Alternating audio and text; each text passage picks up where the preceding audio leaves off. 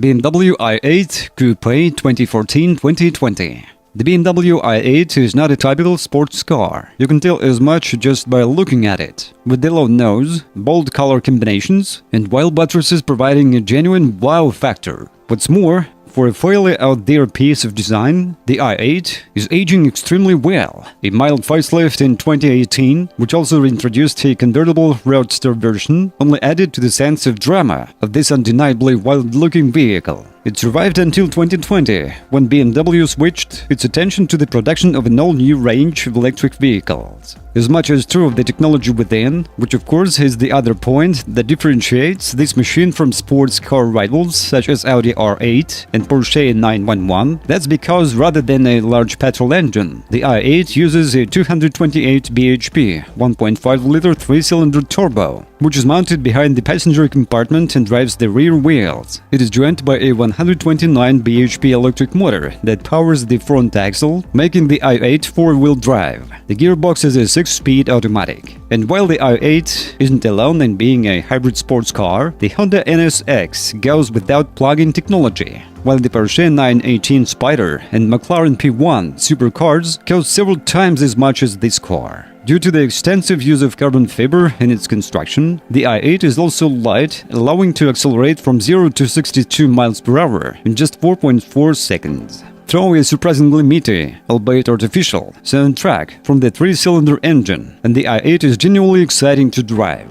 It handles well too, with very quick steering, a pointy front end, and lots of grip, although ultimately the lack of feedback through the wheel stops it from being as much fun as its rivals from Audi and Porsche. The ride is also firmer that you'll find in an R8 or 911, and there's a fair bit of road noise, but the i8 counters by being able to run silently on electric power for around 20 miles between charges. Indeed, choose one of the updated and facelifted cars from 2018 onwards, and its official range rises to 34 miles. Being a plug-in hybrid, it can run either in pure electric mode or with petrol engine and electric motor working together, or even with petrol engine acting as generator to charge the battery, which in turn results in potentially tiny running costs. Like the 911, it also makes an effort to be practical, with its 2+2 seating layout. However, the two rear seats are tiny and very difficult to access, so don't expect adults to want to use them. The front seats are also fairly difficult to get into,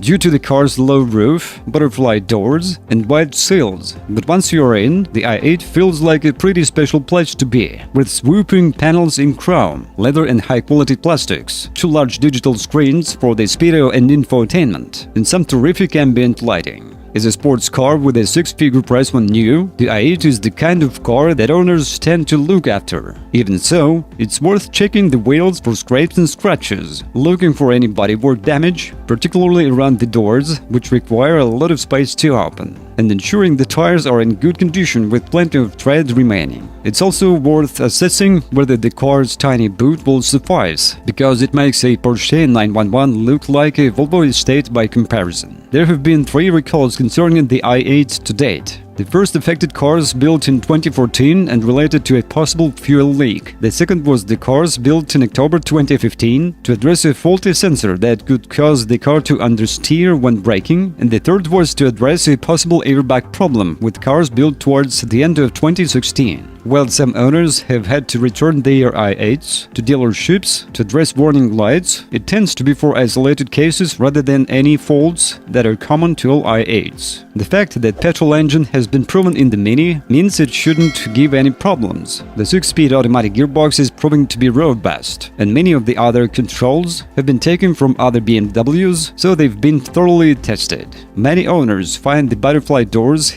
can be a real pain in car parks, because they need a lot of room in which to open. As a result, some owners will only park at the end of the line of cars to avoid the risk of someone parking so close that they can't open the door. The i8 wasn't included in the latest What Car Reliability Survey, but BMW as a brand ranked 13th out of 30 manufacturers, a respectable performance. The i8 is offered with just one engine option and in one very well-equipped standard specification, so deciding which example is right for you will depend as much on color and optional extras as anything else. All models feature climate control, a DAB radio, sat-nav, a head-up display, heated electric front seats, and parking sensors. Well, among the options are a driving assistance package with a surround view camera, keyless entry, and an upgraded Harman Kardon sound system.